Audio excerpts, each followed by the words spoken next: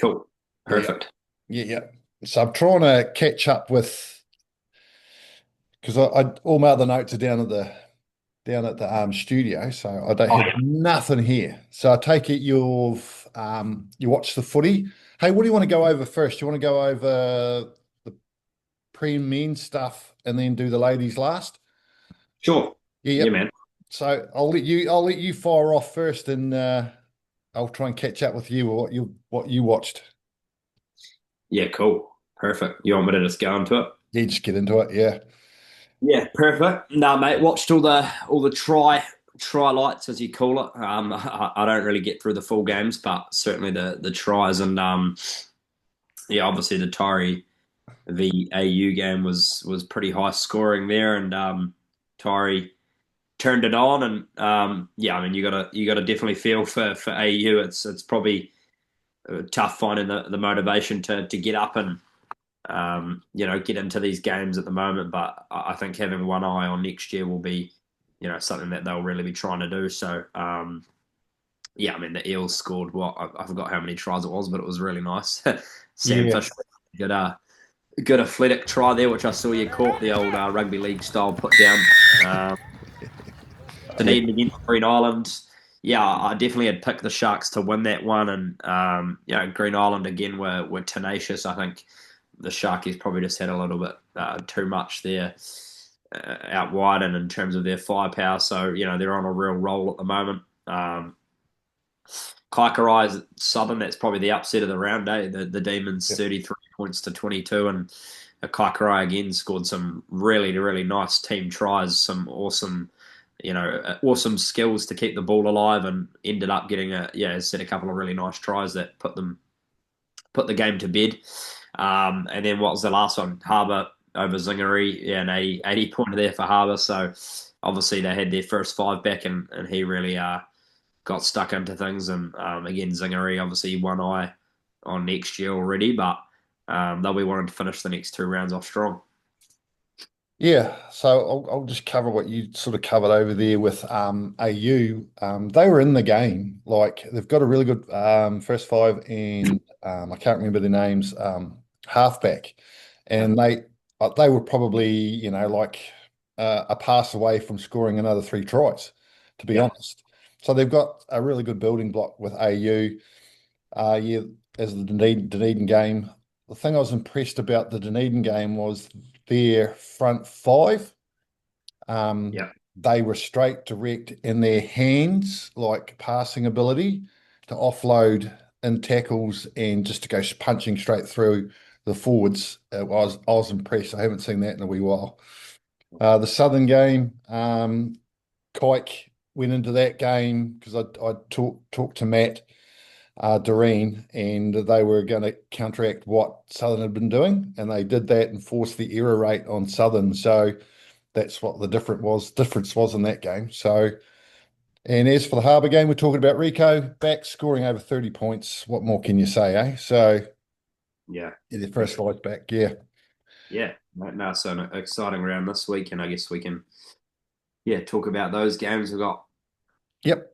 Varsity and Zingaree, so yeah, I think Varsity, desperately need a win, and probably with a bonus point as well to keep their postseason contentions alive. So Yep. I think I'll beat Zingaree with a bonus point. I think they can do that. Yeah, and then you got Tyree up against Dunedin. Now that's the Yeah, top of the clash. That's the top of the table clash, and it's out at Tyree. yeah, For me, that's going to be. I'm going to go watch that game. It's going to be the game of the round. Um, totally. so they've got a wee gap at the top of the table, Yeah, Tyree and Dunedin. So that game, I reckon, will sort out who's going to finish top. no, I agree with you. Yeah, yeah, totally. I think out there at PJ Park, I know Dunedin played there not long ago, and they beat them, and they got off to an amazing lead. And then sort of Tyree bounced back. I think Tyree will get this one done. I've just got a feeling that they won't let that happen again on their home turf. And I think Dunedin have been on such a roll, they're bound to drop one at some point. So I think Tyree will get that done. Yeah, and then we've got Harbour up against Kike. I'm going to go with Harbour because Rico's back. He's Yeah, just a point scorer machine. He's now leading in points scored. Cool. after only having that gap. I think he's well over 100 points for the season in the what handful of games he's played. So, he's the big difference maker out at Harbour, and I'll see if he can make a difference on the weekend. Yeah, yeah, no, I agree. I think it could be much tighter. Like Kaikarai are obviously improving week after week, so I think it'll be a tight one. But I think I think Harbour will get it done. But Kaikarai could very much tip them up if the right side turns up on the day.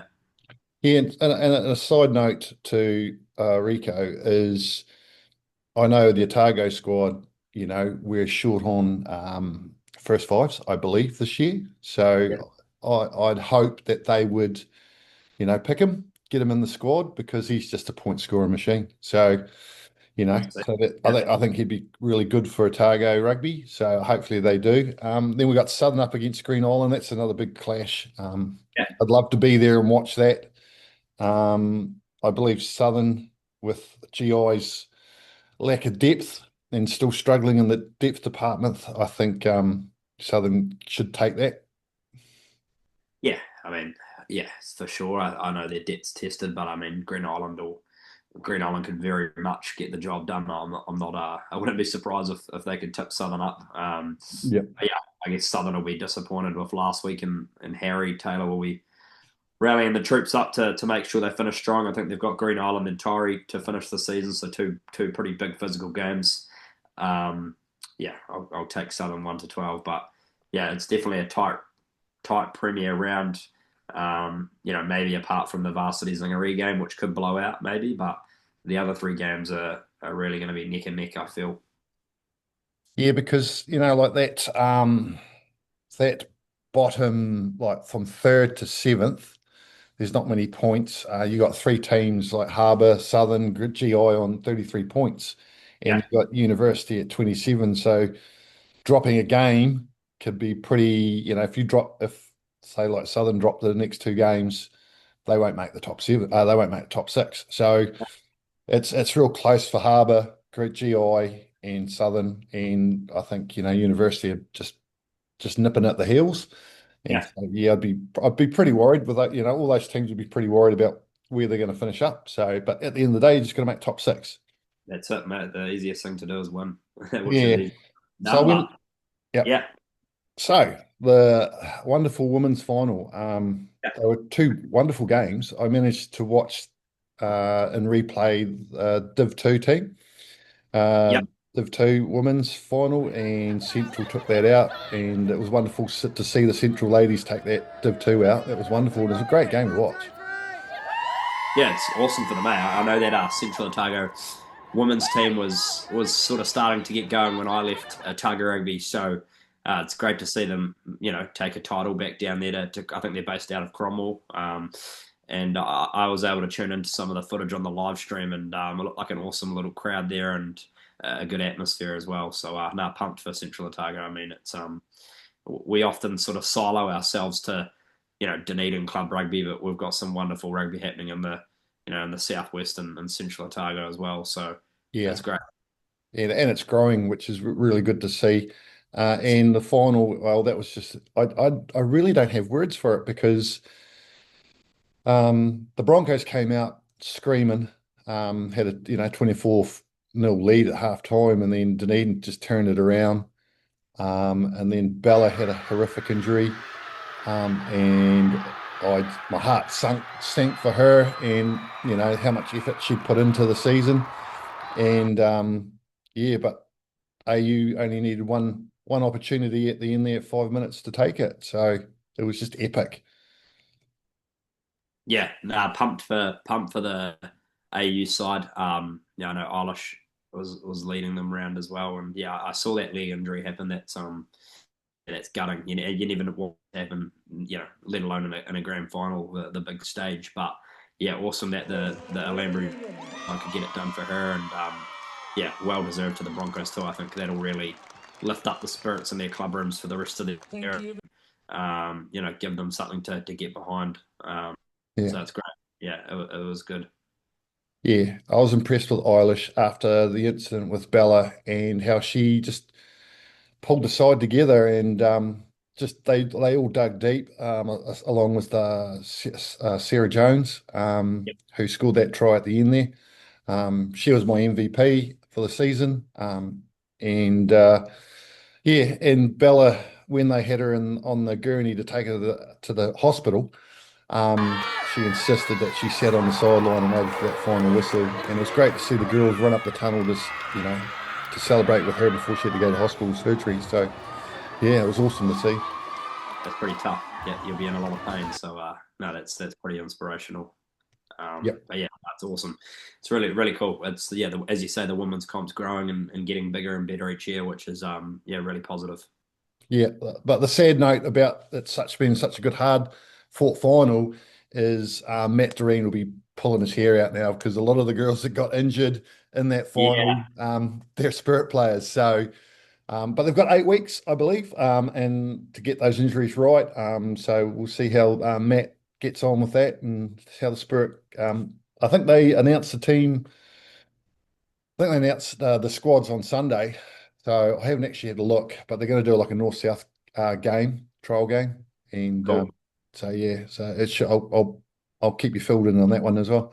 Hey, Definitely. before we go, how did your team over there go? Yeah, mate. No, really well. We've made the conference final here for the East. So yeah, we if we win the championship for the third straight year, which will be a pretty amazing achievement in itself. So yeah, big game against Chicago this Saturday. They've got a number of good players to we, so it'll be a good game. And I think a lot of the games have been shown on Sky over there, which is cool. Yeah. Um, it's good to see the American rugby getting a bit of press over there. But no, mate, we're doing well. Yep, well until we're not doing well. So hopefully, hopefully better on Sunday, and we're heading to a grand final. But yeah, regardless, happy. Yeah, I think Sam Fishley is keeping an eye on it as well. He's Yeah, quietly supporting you boys back there.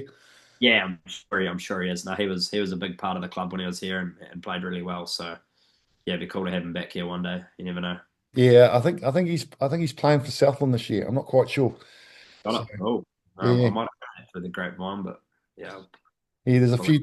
few Tyree boys going down to play for Southland. I think Matt Fung is another one going down there. So Yeah, he's been yeah, there the past couple of years. Old Fongley.